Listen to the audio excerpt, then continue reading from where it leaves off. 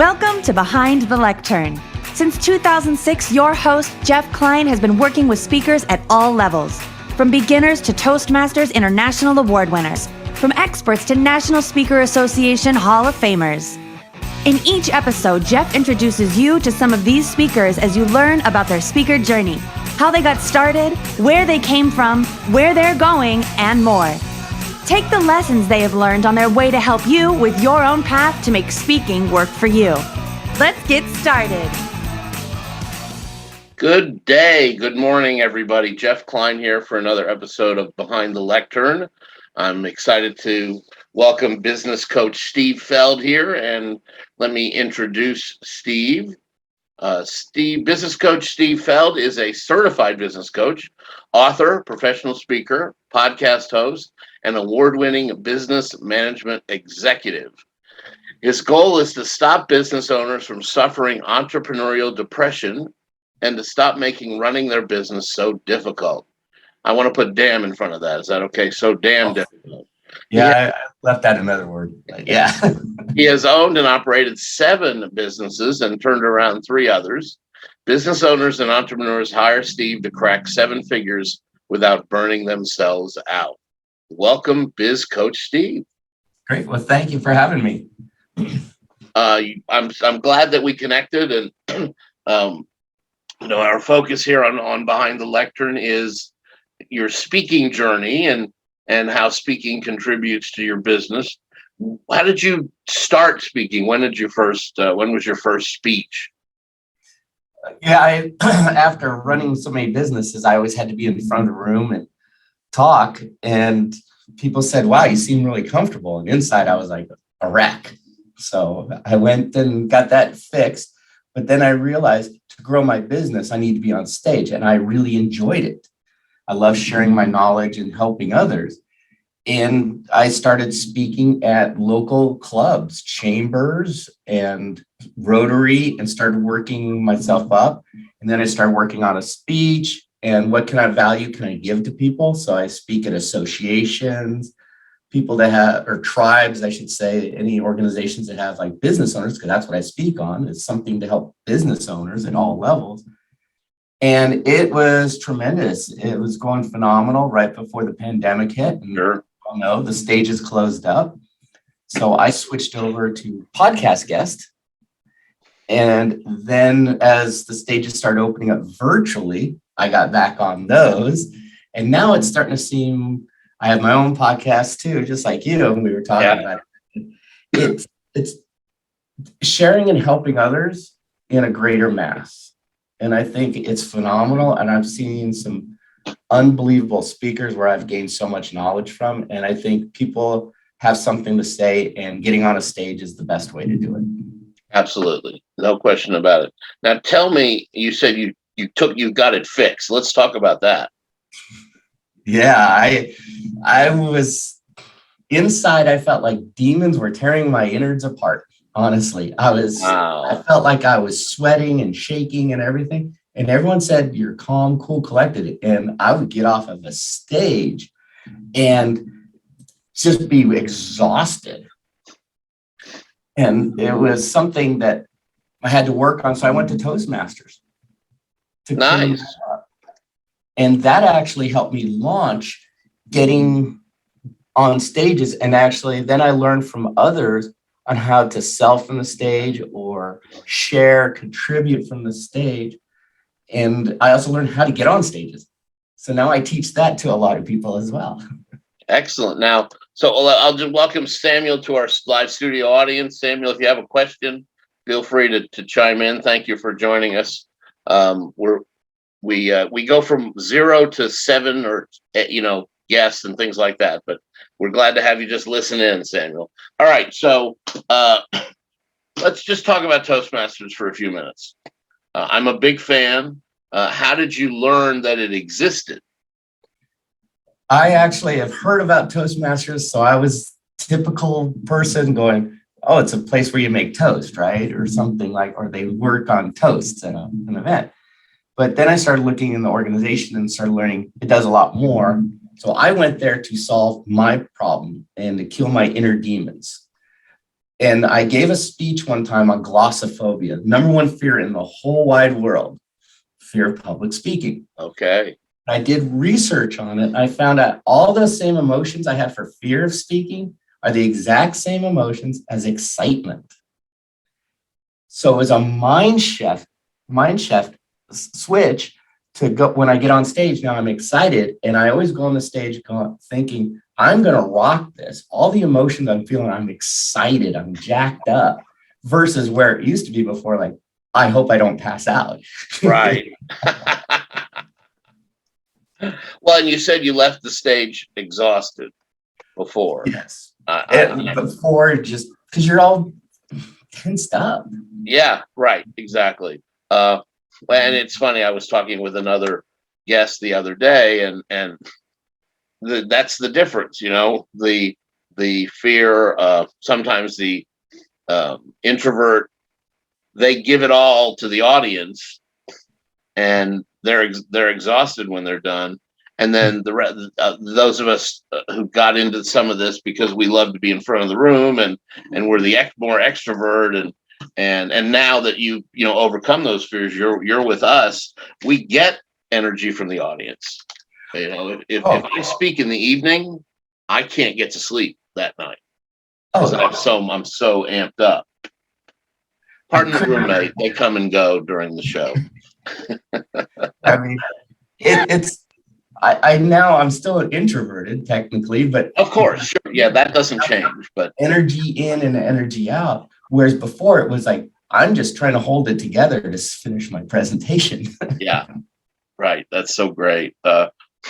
And and there's a very low barrier to entry with Toastmasters. It's very affordable. You do a 1 to 5 minute speech every week when you go to the meetings, and some of them are prepared, and some intentionally are not prepared. Right. And that's where a lot of people come to Toastmasters, work on that impromptu speaking, because every day your boss calls on you. This will really help solve all your problems at work. Yeah. And we've seen people get advancement in their jobs because their communication skills have increased so much. And it's really popular with people who aren't born, who English is their second language or third language or what have you. It's not their first language. It's really popular because every week they're having to having conversation is not the same thing as doing a formal talk where the people in the room are counting your ums and your That'll all get cleaned up if you're in there. And I kid you not, that will set you apart from many other speakers, showing your expertise just by cleaning up your ums and your ahs out of your vocabulary. All of a sudden, if you're on the stage with someone who's umming and ahhing the whole way, and you come up and give the exact same presentation without all that, you're the expert, and the other person gets kind of dismissed to the side. We humans somehow. Yeah. Now, if we could just get journalists to take that class. Yeah, God forbid if they read off their teleprompter. Yeah, I used to listen to a talk show or an interview show every weekend on NPR, and I was like, there needs to be a Toastmaster chapter just for that show. Yeah, because all of her, not all of her guests, but a lot of her guests were ers and ums.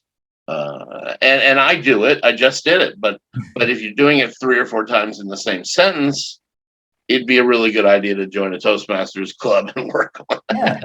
And if you're it's virtual now, some of them are virtual. You can. A friend of mine here in Dallas is in a California Toastmasters club. I'm in a couple clubs. One is purely virtual for business people, and it's at a different level. It's like, get rid of the ums and ahs and because you're meeting clients, customers, we're all on stages. So it has to be really polished. And so we work hard at it. And I even run the Arizona Toastmasters Speakers Bureau. So I'm teaching others how to get on stage and what to do to get on stage. And then what do you do when you get on stage? Right? Yeah. Well, and the specialty clubs you were just talking about. So I know a little bit about it. We had a group in Dallas. I'm not sure if they're still around, called Pro Speak. and it was a group of folks who aspired to be public speakers for their next job. And so tell us just a little about that. This didn't mean this started. It's not a commercial for Toastmasters, No. but it was an important part of your journey. You're still involved, and people should know about it. I went there for my personal things, but when you talk to other people, it's like we all have the same kind of communication issues, if you will. It could be impromptu speaking. It could be cleaning up your ums and ahs. Maybe you want to be a professional speaker. Maybe you just want to be a great community civic speaker, talking to groups, youth groups, and everything else. It's a great way to clean up your message and really so you can get your point across. Because we've both been, I'm sure, to conferences, meetings, whatever, and you have no idea what the speaker is talking about. They just ramble, and it's very difficult to follow and have them as the expert, whereas something like Toastmasters helps you clean up those things. Now, there are plenty of other organizations like National Speakers Association and many others. That's at a different level. Yeah, and I actually consider Toastmasters here at one end of this, what I call the speaking spectrum, and NSA at the other, because here it's how to get comfortable speaking and overcome the fear of speaking, which was their original mission. And then over here, NSA is the trade association for the profession of public speaking. And you know this, I'm just helping some of our audience that doesn't. And trade, so they actually will go to Washington and lobby on behalf of speaking as a business. If there's a tax incentive, something that's affecting taxes, whatever it is, they sponsor the CSP, the Certified Speaking Professional, which is the CPA for the speaking world. It's a lot more prestigious than I'm not putting down CPAs. It's a lot more prestigious than a CPA. Yeah. But each industry and every industry has an association, and a lot of them have certifications. Some people become certified project managers, certified meeting planners. The CSP is certified speaking professional, and that is the most elite group of people who are public speakers. Exactly. It takes several years to achieve, and you have to jump through a bunch of hoops, and they also have a Hall of Fame as an organization. And I like to brag that we've had Hall of Fame NSA speakers involved in Speaker Co-op since early on.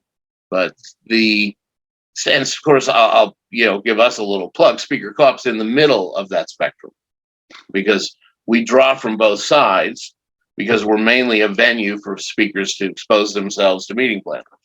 And both people on your end, on the Toastmasters, not your end, you're not in that end anymore, but the Toastmasters end, where they like having a speaker bureau, and the NSA end both want audiences, and that's the primary thing speakercoop.com provides, is access to more audiences. So there's a little commercial in the middle of the show.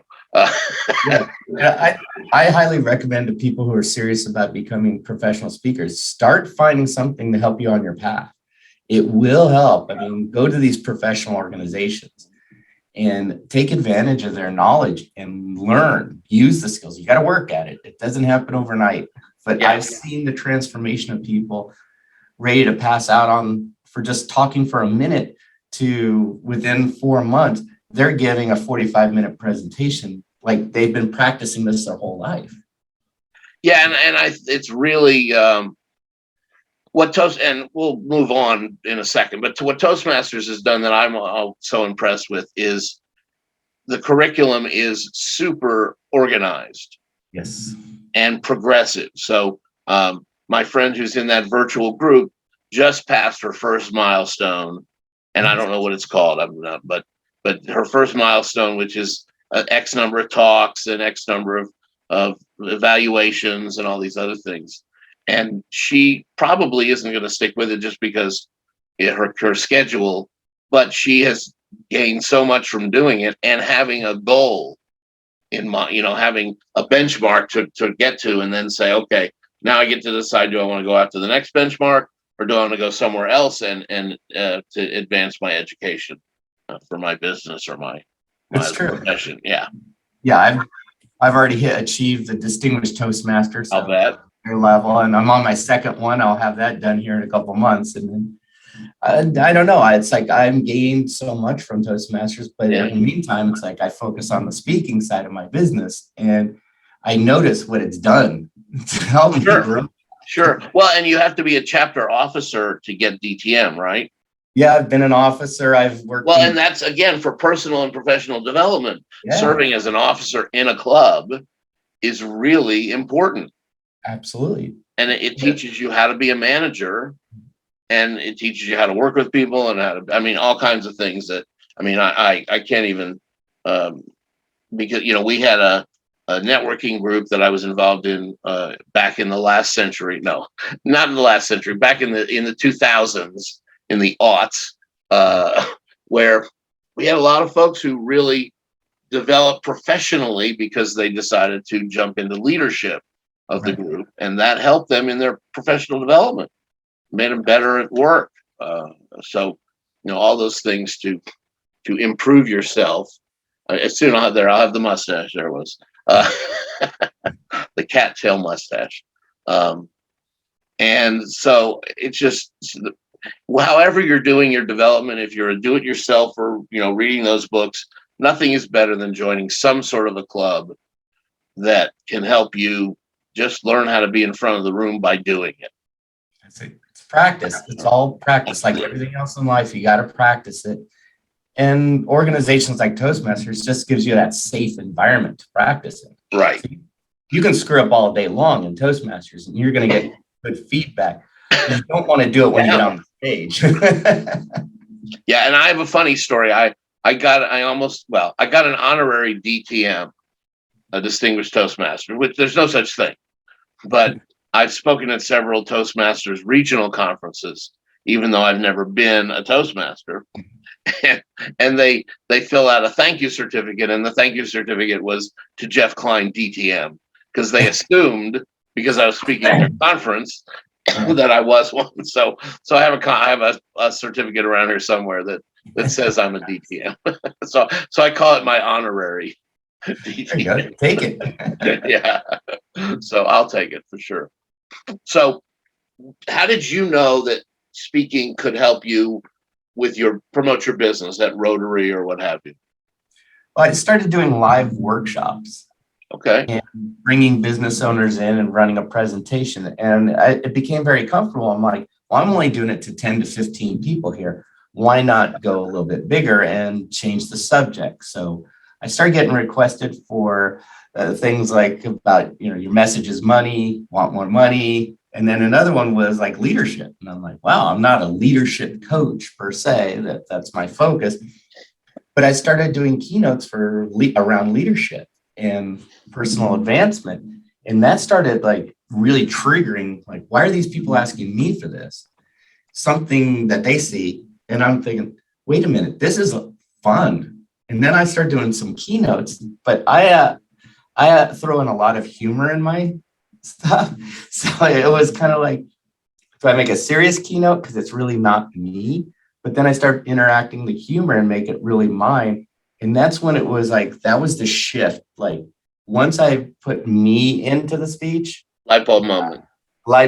And it was, the big part was I was on stage and they said, hey, you could sell from the stage. So I just put an offer out there. I had 31 people want me to coach them one-on-one. That's when the bigger light bulb went on, like, I can't do this, you know, because I can't coach 31 people. Yeah. So I started bringing on coaches to help me with that. But then I started realizing, oh my gosh, did you just not, the light bulb was bright. That was my new lead gen strategy. So I started getting on more stages and doing it that way. And then I could pass these people off to my coaches.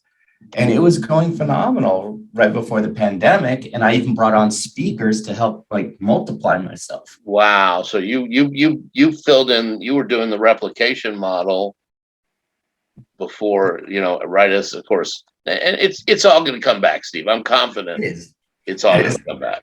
And when the stages open up more now, it's got a little tougher because everyone now is a professional speaker, and it's like, okay, you get a lot of that, but the stages are got tighter. So they conferences that were 5 days long, Yeah. and they brought in speakers now are 2 days long, and they're sticking to only their industry specific speakers. So it's gotten tighter with more. Yeah, I've seen some of that. I was talking to somebody the other day about their business, and they're saying, well, we're only bringing in people from our company to train. And I was like, wow, that is really short-sighted. It is. And I learned that years ago when I was at, I think it was an accounting association for a region. And they said, we only bring in 2 experts from the industry because we know that they're talking only industry knowledge. So it never goes outside the box. So we're bringing in speakers from outside the box to expand all of our members' boxes. They understood what they needed to do that. Yeah, and sure. They got it. They're one of the biggest organizations in the National CPA associations.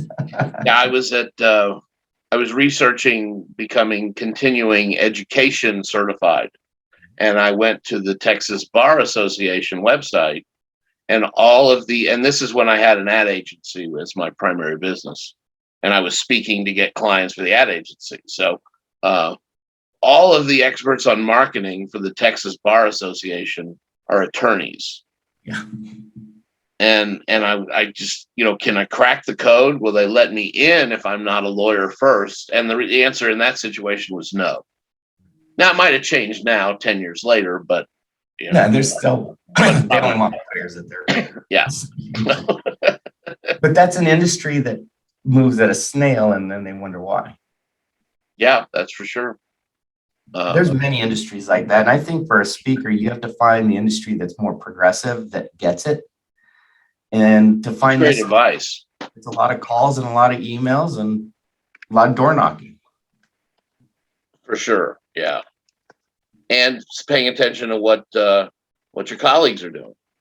That's it. And I've learned so much from people that I've shared a stage with or been on other stages, and it's been amazing getting their insight. And I think that's another thing for all speakers. You need to hang out with other speakers, honestly. It's not what they can do for me. They're going to do more for you than you realize. They're going to share stuff, their knowledge, their expertise, but they also might share where they just did a stage. Well, they don't get invited back. We all know that. It's like, if I just had a conference and you were my keynote, and then my conference coming up next year, you're not going to be my keynote again. It's just, I need it up. So us sharing information, maybe I can be that keynote the second year. Well, and that makes me think of the green room where they have usually have a room where the speakers gather and have coffee or whatever. And a lot of conferences, I want to be out there among the people because that's why I'm at the conference to get some clients. But don't miss spending time in the green room with your fellow speakers. You know what? You can go out and mix and mingle and palm press after your speech. But before, it's work on your speaking business, and it's in the green room. Well, and I would probably say that the before and after, you want to do both because you want to know, get to know the crowd before you speak. But what you're saying is absolutely correct. You want to definitely get some face time with your colleagues. Yeah, you also don't know who's out in the crowd. Yeah, they might be a guest at that event, or know someone who gave them a ticket, and that person's looking for speakers on their stages. So you don't know who's in the crowd, so you got to think of that all the time. It's like, oh yeah, and I was talking the other day and saying to folks, when you have if you're booked to speak at a multi-day conference, do everything you can to attend the whole conference. I couldn't agree more. I learned that the easy way. Someone told me it was a 2-day conference, so I was booked on the first day. I said, listen, I'm here. You already got me for the next day. If someone cancels, I have another speech ready to go. I can fill in. The next morning, they're calling me up. They're like, we need you here at 10 a.m. Nice. And I got 2 days, got paid 2 times. Nice. But that's really cool. I totally agree with you. I was planning to be there the whole conference because I want to mix and mingle and, learn and palm press and the whole 9 yards. Well, and so many of the places I'm speaking now, it's peers. I mean, it's other people who are also speaking, and the people who drop in and leave they're not part of the community. That's it. That's a great point. And how many times we've seen speakers, they get off the stage, I have a plane to catch. They're missing golden opportunity here to really connect with the audience and the event organizer. So now the organizers are like, well, they only gave the value on stage, but they didn't stick around to give the value to the members or the guests. So it's kind of a negative sometimes, unless you're such a high profile. Right. Well, and again, to your point about future events, if somebody's at the event and they're hunting for their event, the person who's hanging around and they have dinner with is going to get the first choice before the person who flies in and flies out. That's it. I learned that early and hard because I used to be the one who flew in and flew out. And one of the speakers goes, "You're missing the boat." Yeah. And after that, they kind of slapped me upside my head and was like, after that, I was like, "Oh, you have a 3-day conference? Can I include a 3-day pass?" Yeah, right. Yeah, you don't need to pay to stay. Get them to at least I'll pay my extra room. I don't care. But the presence. And then even on the third day, it's like, well, I spoke the first day. Why are you still here on day 3? And it's like, but it gives you a lot of credibility. I'm here to learn from the other speakers. I'm here to give value to you if you have questions about my talk. All that good stuff. And if you can finagle a booth at the trade show, that's always a good part of compensation. But you have to have somebody to work it. You cannot get stuck at the trade show. You've got to figure that part out. That's it. That's when you need a friend of a friend. Yeah. Or a great virtual assistant who can be in person. Yeah. Speaker assistant. You brought up a good point too, because you could sell your books, your courses, and everything to the organizer, not necessarily to the crowd. Yeah. And that's a great way to sell without selling. Yeah, absolutely. And a lot of conferences, they have the real estate, and they're happy to add it to your compensation. Oh yeah. I always say try to negotiate a booth if they have booths. Yeah. We're on the same page for a lot of stuff. Yeah. So, and even the rubber chicken circuit, that I joke about, the Rotary and Chamber and association, where that's my bread and butter. But there are speakers who don't stay for those meetings. I know. And it's like, those are the people you want to really connect with because it's 20, 30 people in the room. Yeah. They want your time. I'm the last one to leave at all that stuff. That's it. I still joke. If it's the right audience, hey, what are you serving for lunch? Yeah. And they're like, well, we can't pay. I go, what are you serving for lunch? Yeah. I'm there.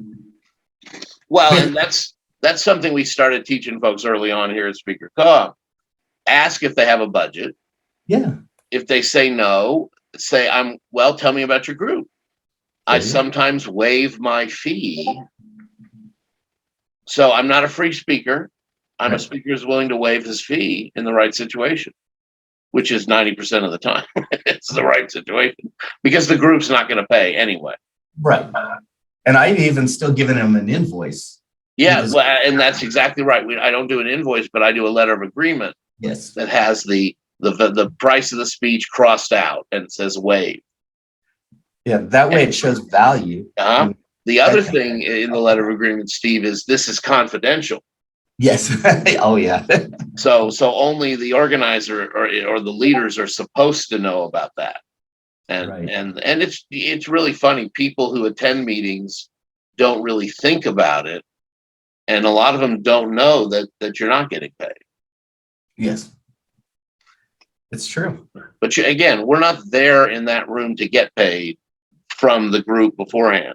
We're there to get paid by being able to make an offer to the audience and get some clients. Yeah. I mean, I know speakers who get paid to do their keynote and then peace out. Okay, that's their model. My model is like, hey, listen, if I can get paid, if I'm in front of the right room, I want to get paid, but I'm going to get paid with either from the producer, from the crowd, I'll sell without selling some way, somehow, some form. And there's a lot of times I'll get on someone's stage and it's my crowd and they don't have a budget. And it's like, can I make an offer? And I'll press that until they say yes. Yeah. And can I have a table? Yeah. I always have a table, even if somebody won't let me make an offer. If they won't let me make an offer and they won't let me have a table, then they have to pay. Yeah.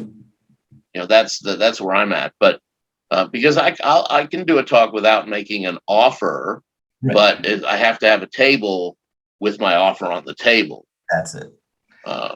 And we even have our letter of agreement says that you get everybody's email. Oh, nice. Yeah. So, and we facilitate that by doing like a door prize drawing. If it's in person, virtual, it's a hassle to try to get everybody to put their email in the chat. The correct one. Yeah. But the group organizer has signed something that they're going to send me the email list. Right. And I have no problem asking for that. We're giving them value. Now, again, we have to make sure we do give them value, but those of us who are good at this give value first. Always. And then the rest comes behind that. We call it speak to get paid. And that old model, man, I've run into a few people who think they can stick to that old model. And I'm telling you, it is not going to work out. No, it's gone. If you're from that old school thinking about it, there's so many ways to be creative now to get on a stage and work your magic. And if you're still stuck in the old way, like, hey, they're going to pay me or else I'm not going to go. Guess what? The organizer is going to take someone else who they're not paying, but they're allowing to sell from the stage. And you missed a golden opportunity. Yeah. And that's the second speaker is going to make more money. Yeah. I learned that from another speaker. They go, I used to just get paid. And that was it. And I kept my courses to myself. They go, then I woke up to the fact if I sold my courses, I make more money than what they paid me. Duh. But now they only get on stages where they can sell. And if they can't, then they always have a booth where they sell. And they said they always make a ton of money at events because they sell their products. Yeah. It's not what they made on the stage. Yeah, when I started in this business, no, when I first started hanging out with speakers in like 2004, I actually joined the local NSA chapter as a vendor with the ad agency to do videos and websites. And I sat there and got the education, unlike the folks who the other vendors who hung out in the hall. But then that education is one of the reasons I'm successful today. But going to those meetings and that was the time when they could still say, I have one story, I have one book, and even the same audience, same association would book them multiple years in a row to do keynotes. Right. They ramped up the crowd. And there was I even remember one guy where I was, because we lead with topics on speakerclub.com. And I said, well, what are your topics? And he said, leadership and team building. I said, okay, do you have topic titles for those? So if somebody wants to book you, because nobody's going to just book leadership. They're going to book the guy over here that says how to lead like Julius Caesar or whatever. And he said, no, that's always worked for me. And it did. I mean, he had a 20-year career, and his clients would book him over and over again, and they would refer him to other people. And he would, so he had like a closed group of companies that kept him in rent and kibble and whatever, or his house payment and what have you. But there's no way that works now. No, you need to always be sharpening the spear with something. And value, and not just value. Nobody, and the term inspirational speaker and motivational speaker, they're going away. Because people, they may want to be motivated and inspired, but the folks who are paying for speakers want results. That's it. So that's why I was always floored away. Like, why do you want my leadership talk? And then it was like, oh, wait, I integrate like business stuff in it and everything else. Oh, it took me a long time to realize it. Yeah. You're right. I've seen those same speakers give the same speech and they do it 200 times a year over year. Yeah. And now what's funny is a couple of those people have recently written their second book. Right. Yeah. 20 some years later. Yeah. Because they had to, if they wanted to stay in the business. That's it. And one guy who actually is in the Hall of Fame, he started doing a workshop on how to build a keynote and be successful. Which, what a great person to teach it. He'd done it for 20, 30 years. That's perfect. And he didn't have to teach something he didn't know how to do, because he sure as heck knew how to build a powerful keynote. And so he started doing boot camps, clinics for that, which was really smart. And that's the whole pivot thing, right? That's it. Yeah. And it's funny because you mentioned about books. I mean, I just finished my 7th book is being edited right now, and it's like, but having an arsenal of product services, you can customize which one you want to talk about to that crowd, and I think that helps any presenter. Right, we're serving, and that's another part of it is the celebrities don't count in this conversation. Right. Celebrity speaker is a celebrity, and they come in and they do 45 minutes and they motivate, and they don't have to get results because they're famous, and they've gotten people to the conference because they're just on the name. Yeah. Yeah, the name brings the people, and call it a day. But then the guy who goes after them and the gal who goes after them, they're better. They're certainly going to be delivering a better something more useful to the audience. But you'll notice that they're at the conference. They're because the conference organizer needs their attendees to get results, and so they bring in those people like you and me to help them get the results after the celebrity. Yeah, exactly. Yeah, but what I was going to say was that the whole thing about learning from each other, and there's just nothing like it. No, I mean, I've learned so much from my fellow speakers. It's one of the better educations. Yeah, and I just did a speaker retreat, and some people would say, well, you've been speaking for 16 years, no, 18 years. Why would you need holy cow? I still learn stuff. But part of that's because I'm willing to learn. I think of it as a learning experience every time you walk on the stage, and before and after, because you're learning about not only what goes on the stage, it's like, but from the event organizers, they're going to share what the trends are in the industry. Yeah. And if they like you, of course, they're going to share their contacts. Right. Well, and I've tried to, as another way to get event planners to our website, we have tips for meeting planners. Oh. And some of them, Steve, are really basic things that a professional would know, but somebody who just became the programming chair for their club, and they have to get 40 new speakers this year, they don't know all that stuff. And some of the, but some of it's just about making sure your speaker gets fed before the meeting. And I had one, and what's funny is all of my tips came from experiences, right? Like one group, I ate like eating lunch alone.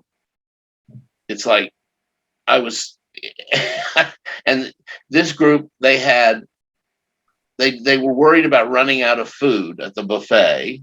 Oh. And so the leadership ate last, but the speaker ate first. So they put me in line first. They brought me to a table, and then they all went and stood at the back of the line. Oh, geez. So I ate alone.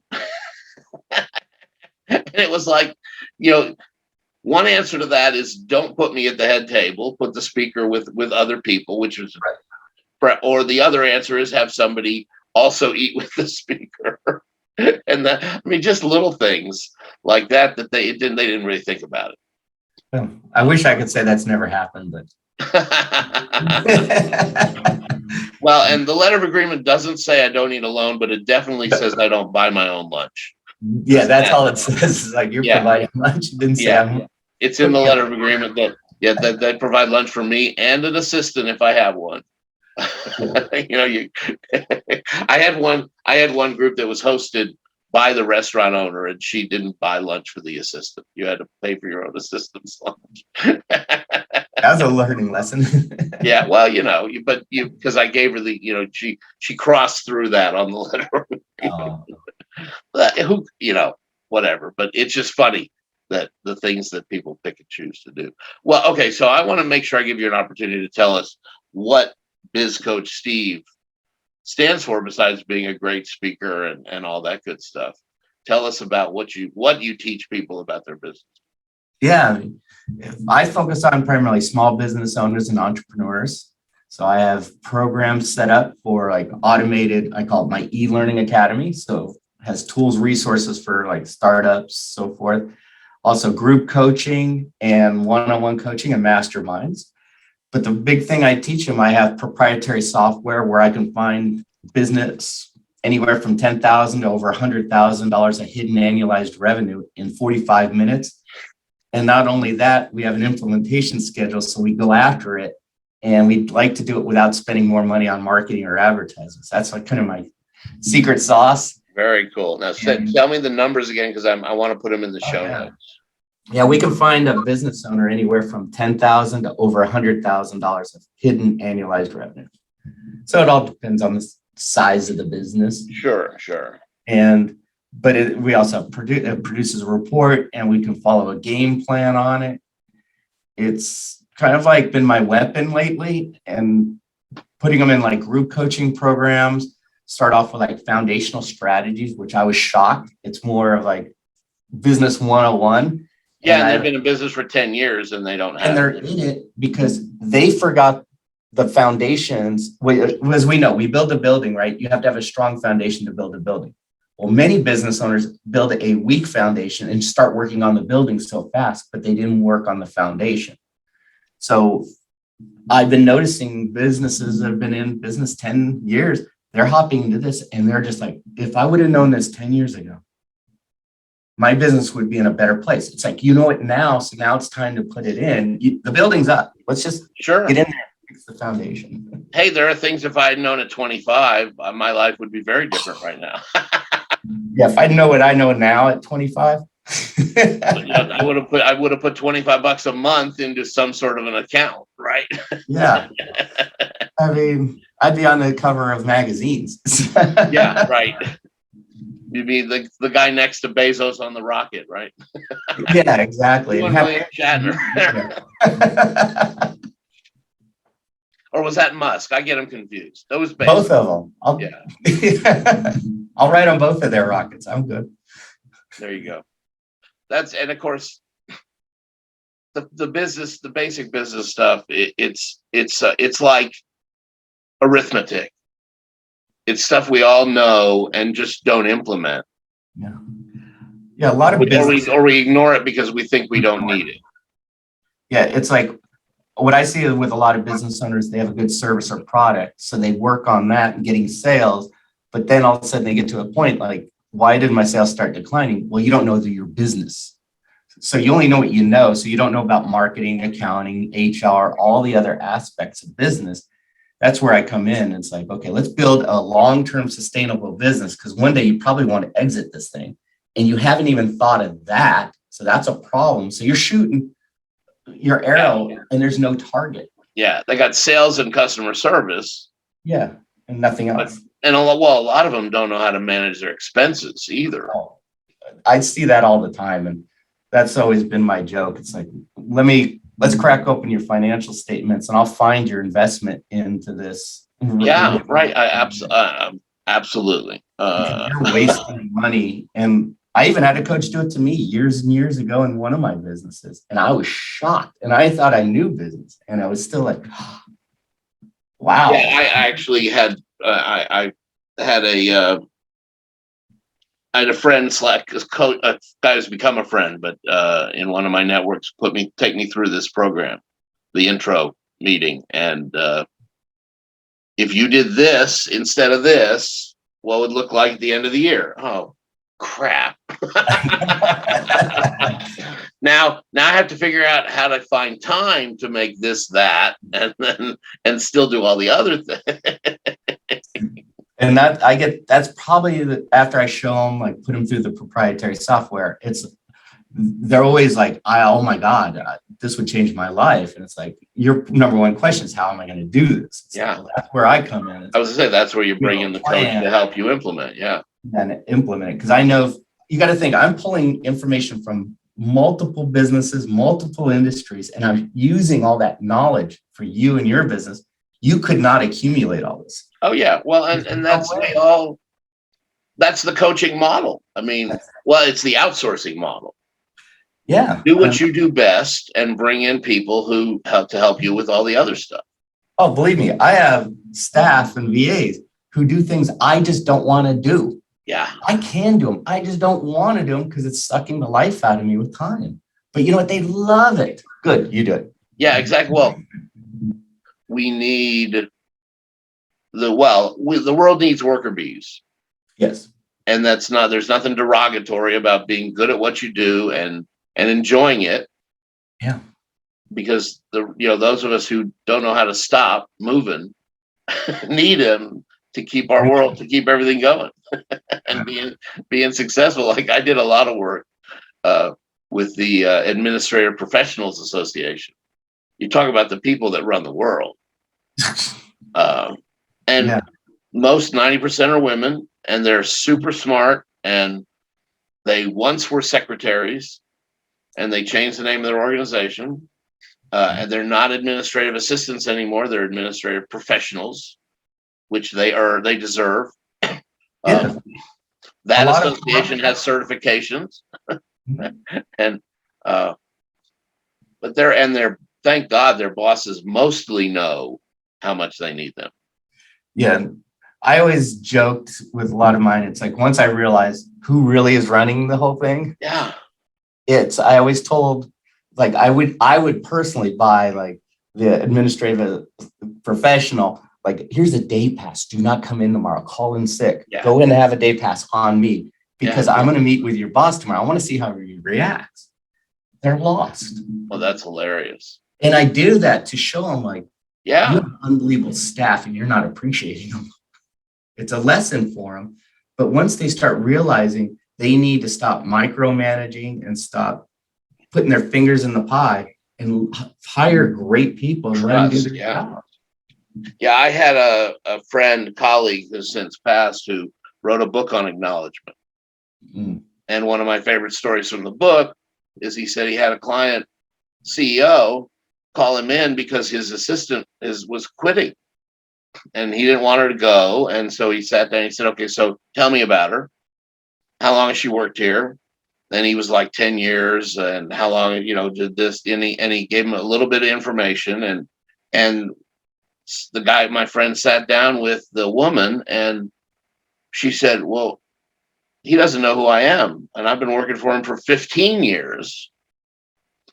I have a son, he didn't send me, my son didn't, graduation from college, high school, college, birthdays, anniversaries. I get all his, wife's gifts and all that kind of stuff. And Scott went back to the boss and said, I can't make her stay, man, because you haven't appreciated her. So find a good one now and appreciate the next one. And it won't happen again. So, I mean, it's just, and some of that stuff is so small to do. I mean, the amount of energy it takes to do, to add, to smile, to take 5 minutes to ask somebody how their weekend was. I don't want to get off topic down a rabbit hole, Steve, because I could go that's a big rabbit hole. But we're now all of a sudden on the Steve Feld behind the lectern interview. We're talking about administrative and their values. So that's okay. I wanted so tell us how to find Steve, how to reach out to you. Yeah, the easiest way is my website, and it's Biz Coach Steve. So it's BIZ coachsteve.com. And I always offer, like, for business owners, hey, let's get on the call for 15 minutes, talk about your business. Because don't be out there all by yourself. You have no one to talk to. Don't worry, you have someone to talk to now. And I'm not here to judge or sell you anything. You don't sell me. I don't sell you on those calls. It's like, I'm here to listen and help whatever I can. Yeah. It just gives you and I've been doing that for years for business owners, and it's been amazing. It's like, they just have no one to talk to. And Yeah, like, what do you do? for sure. That's great. All right. So bizcoachsteve.com. Anything I should have asked you that I didn't today? Oh, I don't know. It's like, hey, I'm always open for speaking engagements. There you go. That's good. You can also go to bizcoachsteve.com to book Steve. What's your current topic title that you're having fun with?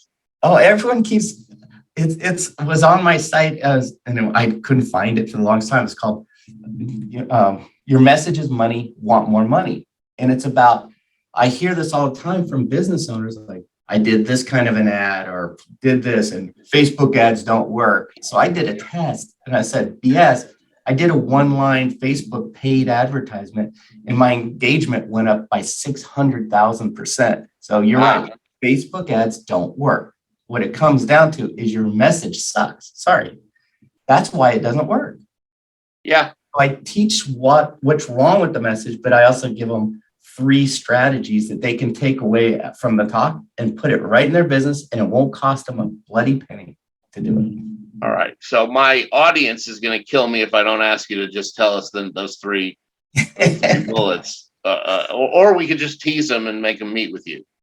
Yeah, because tease them. I'm doing a master class. We'll tease them and make them book you to speak if they want those 3 takeaways. Because one of the things that I've been teaching people for this whole time is give value, folks. Give your best stuff, because here's what's going to happen. You're going to give me 3 things I can do. I'm going to go back to the office. I'm going to try one. It's going to help me. I'm going to run out of time on the other 2, and I'm going to hire Steve to help me do the other 2. And that's why we do this. Well, we do this to help people, but the reason we speak to market is because of that. And the reason we give away our best stuff is because we know that it's going to come back around and people will hire us to help them. That's it. And I'm starting a yearly series of master classes and I'm starting it all off with 3 lead generating mistakes and how to avoid them. It's like, I'm giving it to you. It's like, take it. And I'll have those actually. I'm trying to get them posted on my Facebook or on the website, but it's usually on all my social media. You can find me on Biz Coach Steve on Facebook. Excellent. LinkedIn. I'm everywhere. Well, not everywhere. Love it. It's all about good. It's good branding. Yes. Well, this was so much fun. We don't usually fill the whole hour just because we don't, but you and I feel we could keep going, but we're going to stop and give folks a break. And so they'll come back for other episodes. And we're not going to do any 3-hour podcasts for you folks. So I want to thank you so much, Steve, for being our guest on the show. And we'll look forward to seeing you out there on a stage or in a green room somewhere. And it's just been my pleasure to have Biz Coach Steve Feld on Behind the Lectern. Thank you. Thank you for having me.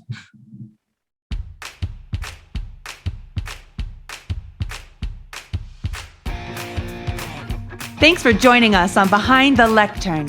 You can find an archive of our episodes at behindthelectern.com. You can also access useful speaking information at speakercoop.com/education. Join us next time for another great speaker journey with an expert and our host, Jeff Klein. We'll catch you next time.